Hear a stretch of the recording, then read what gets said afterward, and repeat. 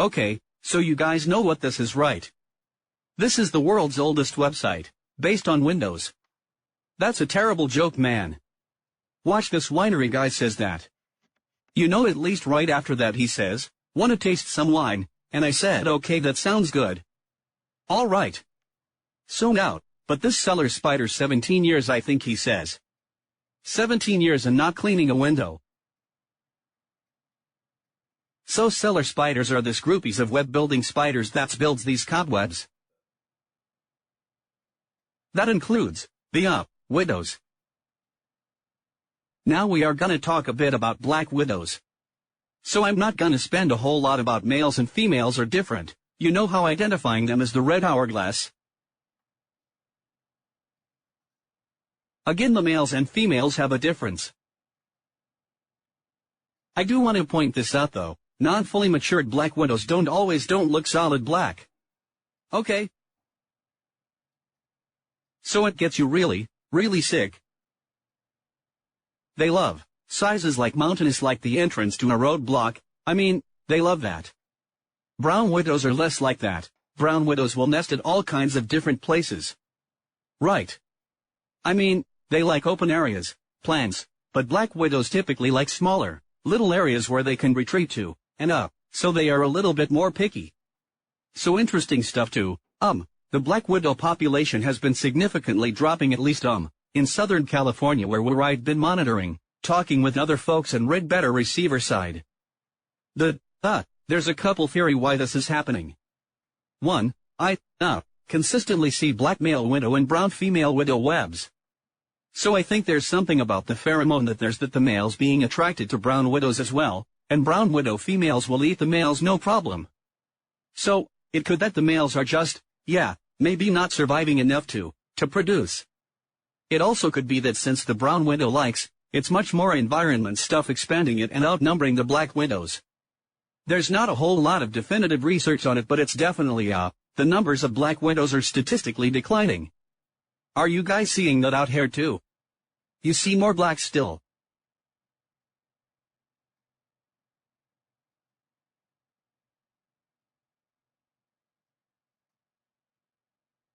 So life cycle. This interesting fact about black widow spidering are poisonous, but they are not venomous. And so they molt one time.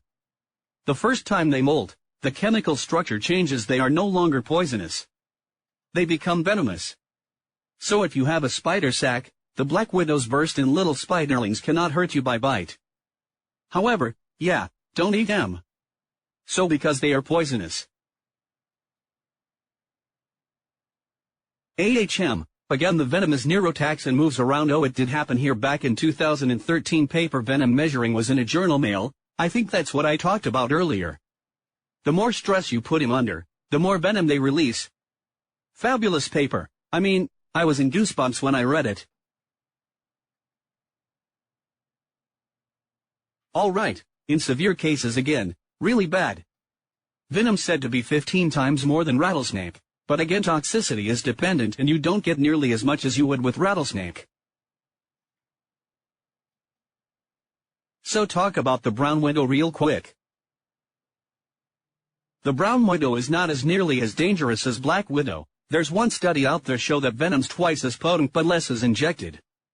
It's not real. You know, we could do more work and get more information. There's another anecdotal information that we pull out of the South African Medical Journal. There these guys are native to, and that place is 15 bites that were looked at, and the worst symptoms in that were it left the mark. In the US there have been reports of severe pain where one hospitalization from a brown widow bite, and that particular person had existing medical conditions that were probably responsible for the hospitalization. So the general consensus right now, until we get more information, that the brown widow is significantly less dangerous and less of a threat to the population than the black widow is. Okay, that's the going consensus to that.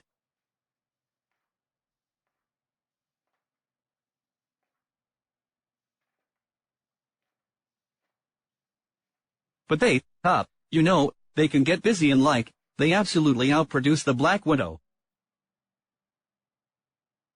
They don't have as many eggs per egg sac, but they produce ton more egg sac than a black widow. So the reproductive rate is much, much higher than the black widow. So this allows them to outproduce them in this whole thing with the males if there's something to that could be the reason. Last, I think this is the last thing I want to mention. This is an arachnid, but it's not a spider. The harvestmen, you guys see these once a while. Some people run across from these. This is not a spider. You might hear things like, this thing's got the most deadly venom in the world, and things like that.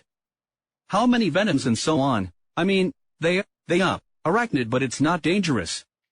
You can play with them, they're harmless. Now there's another one called the cellar spider, that is sometimes called daddy long legs too. That is not a daddy long legs, although some not accepted you can call them daddy long legs as long as spider. But really, one group of harvestmen, there's actually one subgroup of harvestmen, and those were the actual true only daddy long legs. So if you hear the term daddy long legs is actually a subgroup of harvester.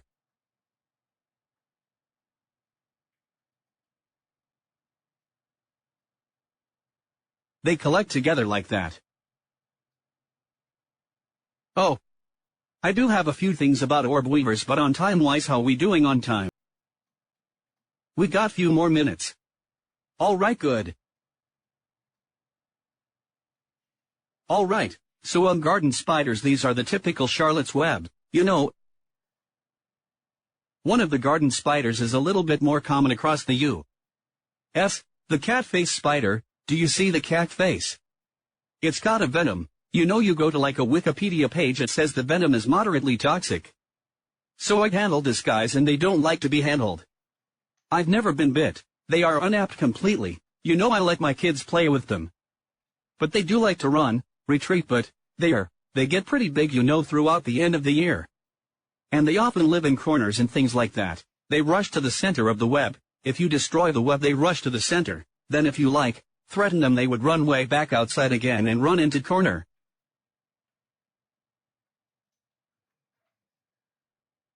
So and there are different colors. I've seen him, totally orange, and totally blacken up.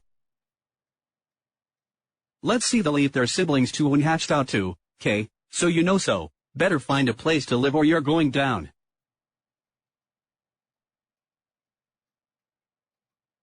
And very beneficial guards for garden. Now this one is very common in Arizona.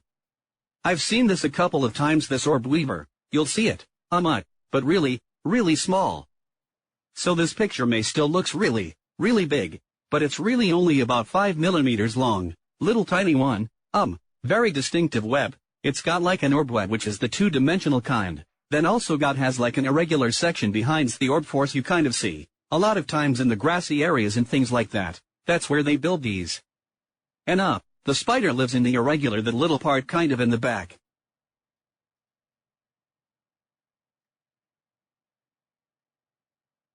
Final web spider, and I like to bring these up, because these often get mistaken for wolf spiders, have an appearance like them, but how can you tell a funnel web spider from a wolf spider even if you didn't have the key? Anybody want to take a second guess? A funnel web spider. What do you think it does to get its prey primarily? Uses a web. So just how big eyes? Small eyes. It's got really tiny eyes, super tiny eyes. Wolf spiders hunt. What kind of spiders are they? They are hunting spiders. So they got smaller little eyes and big eyes. So a lot of people I've seen will mistake these for wolf spiders because their patterns look a little bit like wolf spider, but just look at the eyes. It's got great, big eyes. It's probably a wolf spider, could be. You still need a key out for sure, but it's got super tiny eyes and has kind of pattern, so many thinks it's a wolf spider. It's probably a funnel web spider. Now this is also important too because funnel web spiders can climb. They climb real easy. The other thing is, funnel web spider subspecies has a nasty bite. Now we're not talking black widow, we're not talking brown recluse, but it can be a bite that can leave you a pretty good sized sore, so or pustule or something. Whereas wolf spiders don't. I mean, you're not gonna get anything from them. I mean, if you did, it is really rare. I've seen, but these guys will bite, and it's kind of a nasty bite if they get you.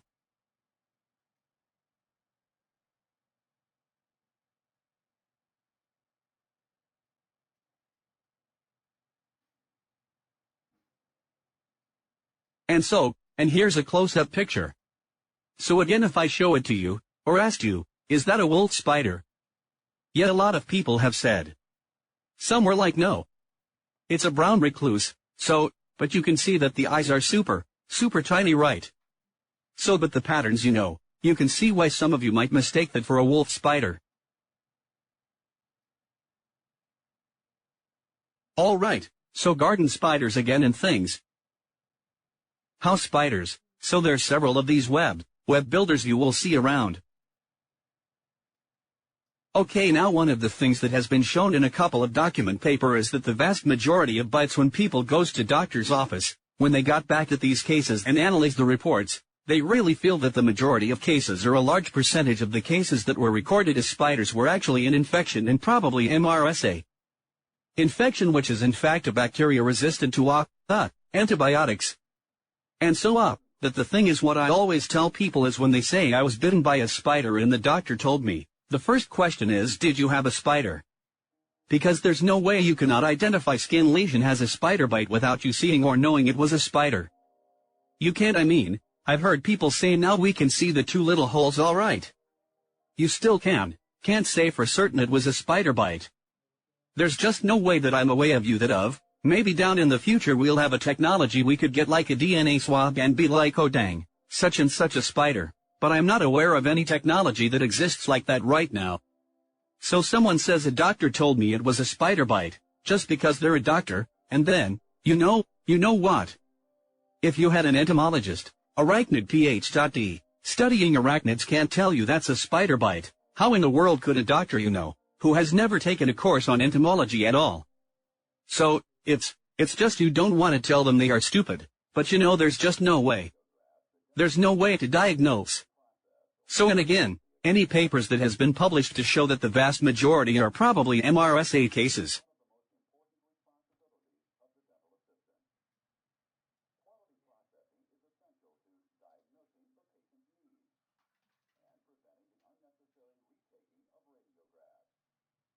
Make sure though, to prevent spider bites, keep your bare hands out of places you can't see. We were being crawl spaces, wear protected clothing, it's key not to breathe in baby black windows. Shake out your clothing, spider bites can occur in beds. One of the things you can tell people if their home is invaded by spiders, just keep the sheets about 4, things like that. So let's talk more about some tricky things. First up, conduct a thorough inspection. You can use monitors. I'd used monitors before spiders to deal with. Make sure to wear gloves. Gloves are not bite-proof, but they are bite-resistant. Where you look. So is this from a paper? All these locations where it was published years ago, where they went houses and documented where they see spiders the most. The bottom line is pretty easy if you think about it. Where it was spiders mostly were in areas, although human activities, be areas close to where they get their food. So if you got a silverfish problem, maybe they are around some moisture areas or fire brass. You got some spiders in the attic, So if you find other pests there, that could be an indication of where these spiders are and maybe even with what spider species you're dealing with.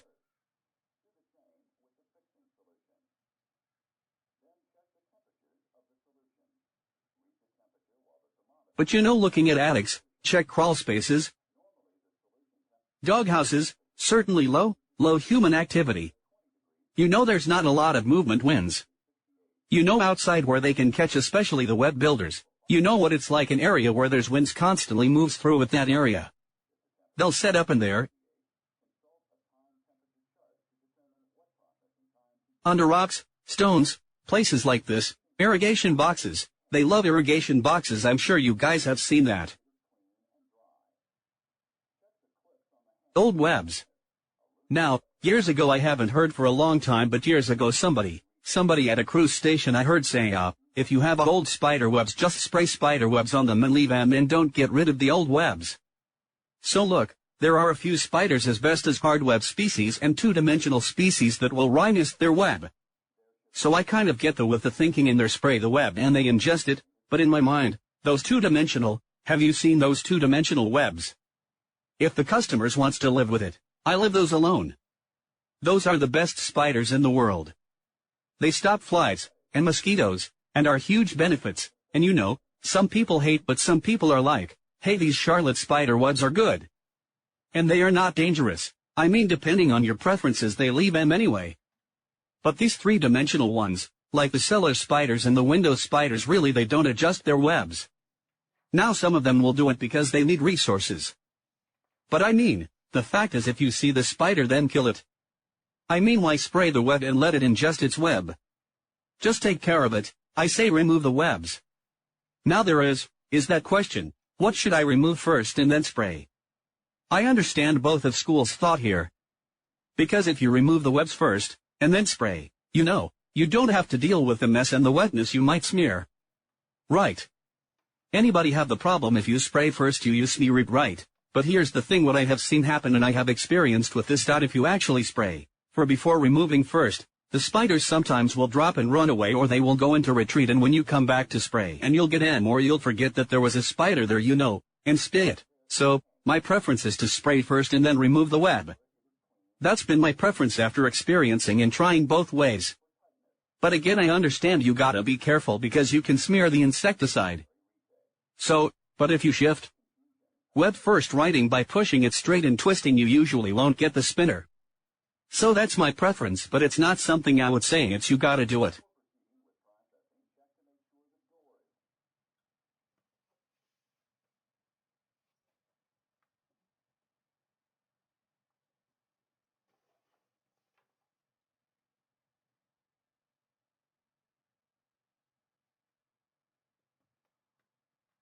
Do communicate to the customer, you know, let him know that, you know, it's not like cockroaches where we can put the bait out and then they'll take the bait back and kill all the nibs and totally eliminate this problems, you know. Spiders come from the outside, and so we're gonna do our best to keep them out and stop them coming in. But you know, it's something that it could be they just have good food sources around here, and we'll do our best to get them under control.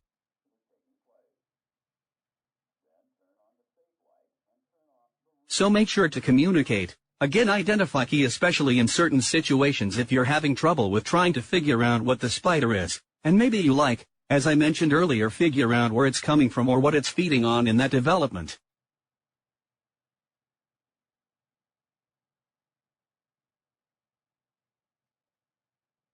Slight control things. You do want to reduce clutter.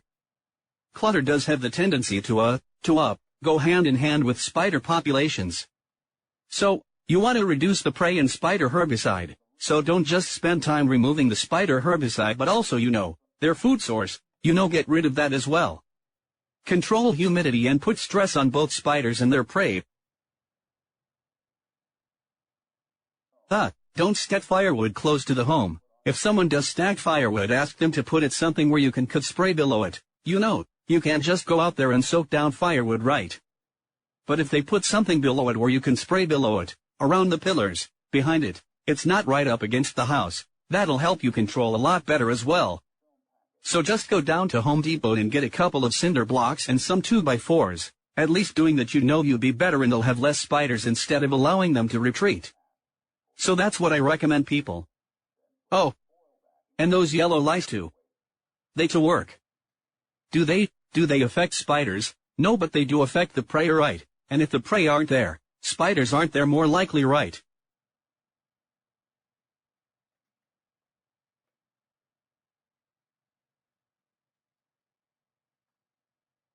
So do clean out the garage and get rid of those webs as well. You can use vacuums, they are great tools. I'm a huge fan of Webster's, I've already talked about. Make sure these things can easily contribute. You gotta look for areas, enter and definitely up, get rid of those cracks and seal up those cracks and up, and anything like this.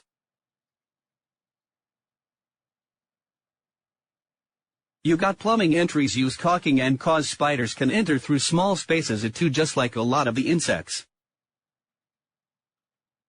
And finally we get to the treatment.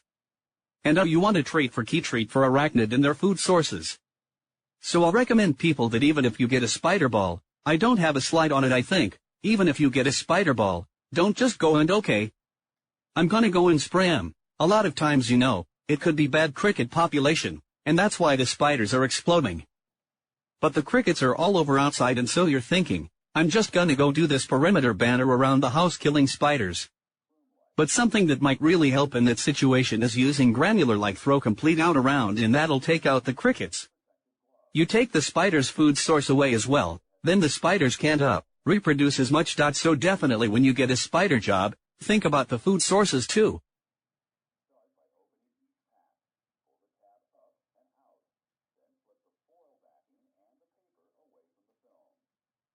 Dust are ideal. You know, dust lasts really long. They are terrific. There's been studies show that where they put the exact same active ingredient in the dust formulation versus the atom formulations, dust works better. I mean, it's hands down the best. Now, they do have, you know, it's difficult to work with dust in puffy, broadcast dusts are obviously outside, but in the last setting, the dusts were the best formulation. So where you can use them more is appropriate. I always recommend you to try that, and one of the things I have learned living out here years ago was how important dusts are in block walls and you know, even not just for spiders but for scorpions control too, because scorpions will go in these block walls, right? Because when constructions was done, and they build these block walls like these, what they do is, like every single block wall, for every single void, they will completely fill it with concrete, right? Well, that's what they're supposed to do. That's what the code says. No, actually it's filled with Taco Bell bags and some other things that I have found in there, but it's a great place for spiders to go hide, right? And their price. So, get in some dust. Dust are waterproof, so it can have a sprinkle less spray there. But there's other dusts out there as well too, but making an application once a year is all I really need. Toto and these block void. Once a year go treat these block voids, okay? And I think that's a huge help. Not only as spider program but scorpion program as well.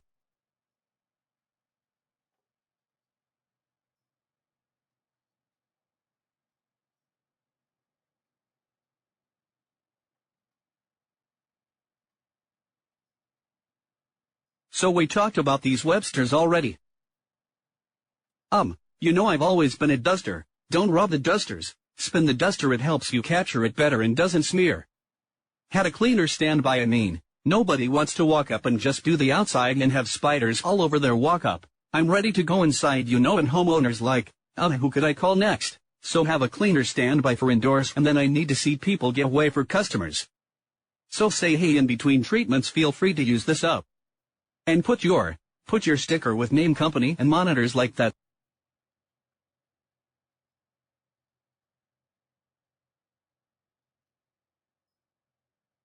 So I've seen people do that.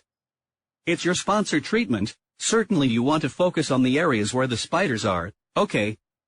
And that's what we talked about earlier, low human activity. They could be around windows too, the like. Outdoor treatment again. Focus on areas where they can hide. So I think this is an interesting site to not too many homes here were sightings and close to stop railings too, but if you do have homes with siding, I've seen spiders get up underneath the sightings too, so pay attention to that.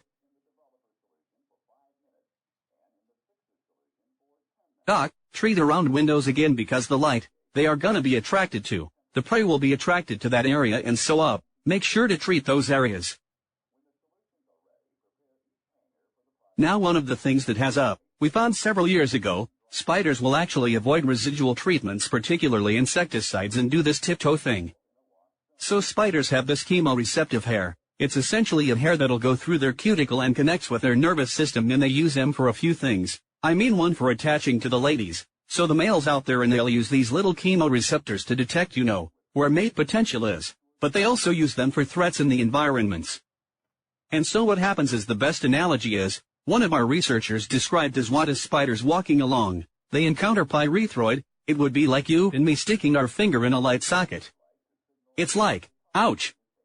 Hold that away. And we observed that behavior. We'll watch them go and move, and then they'll groom themselves, which is weird too, because I've heard it's the bumps. Some of the older ones say spiders don't groom themselves. That's totally false. Spiders absolutely groom themselves. So spiders will groom themselves, so they can actually clean out if they didn't get high enough, and then they will start doing this tiptoe behavior. We watch them do this behavior in the lab. They'll just cautiously look, and they'll find these area where there's no treatment and go around it. Okay. And that happens with pyrethroid.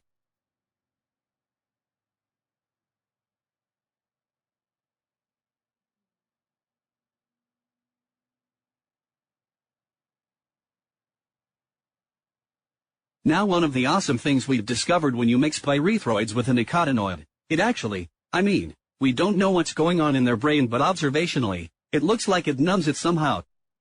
Because what happens is, if you spray just the nicotinoid, spiders will rock or walk right into Nero, okay? And they don't even know it's there, and their behavior really doesn't change much, although they start to act a bit slower. But the problem is neonicotinoid by itself is not really lethal to a spider. If it gets a ton of it on it, it will kill it. It's really the pyrethroids that kill it. So when you combine the two, what's really cool is you get the effects of that numbing, if you will, and that behavior still goes right into the treatment area, but now he's got pyrethroids all over him too.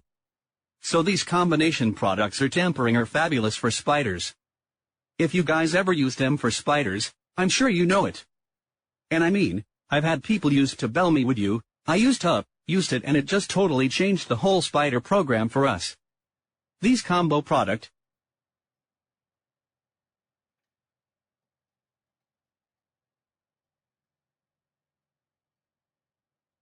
and this particular setting's my favorite. This was a guy if I ever get a pest control under temperate, he's on the coast of Lake Michigan, and he's only open in the summer.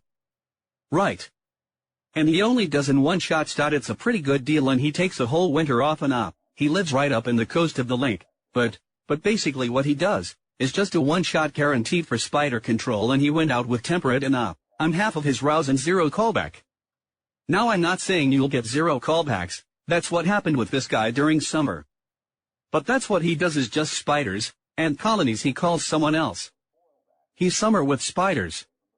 So product worked really well, and we thank us again because of that reason there.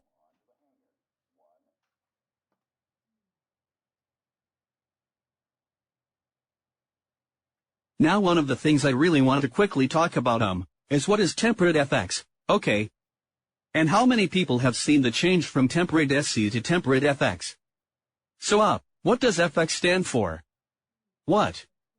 Now, other formulations are SC. Do you know why manufacturers put that like SC and Temperate SC on special concentrates? We don't have to, but we just generally for informational purposes. Well, with Temperate SC, we made some changes to the label. We added mosquitoes. We added few other things we had to put on the B box on it, because we wanted to add some uses to that run, where you are spraying over plants, right? Well, we already had a statement on the label that's on the pyrethroids and stuff. It says, don't spray when there's blooming plants because the bee issue, right? Well, they said we have to put the bee box on it, so the EPA said, what you have to do now, since you're going to put the bee box on it, just because people have been using temperate for so long, and B-Box wasn't on it before, we want you guys to change the EPA registration number, therefore change the name, and so this big hassle. So hey, for those of you who've been using temperate and then hey, it's got a new EPA number on that. That's the reason why. The formulation didn't change at all, it's the exact same temperate SC, and FX, same production line, same exact stuff, no change at all in terms of the formulation. What did change was the B boxes put on the label and a whole list of additional uses. New language for scorpions, new language for fleas and ticks, new label for mosquito control, new language for aphids and wildflies, mealybugs and thrifts, and all those insects and honeydew, which is the #1 ingredient for most insect, most but significant percentage of ants, AHN, so, it's A. That's what's changed. The other question was there anything taken off of temperate label? Nothing. It's the exact same. Well, not exact same. All the old uses are on the label. The only thing wasn't the additions. We only added new things. So, same formulation, just added material. So any questions?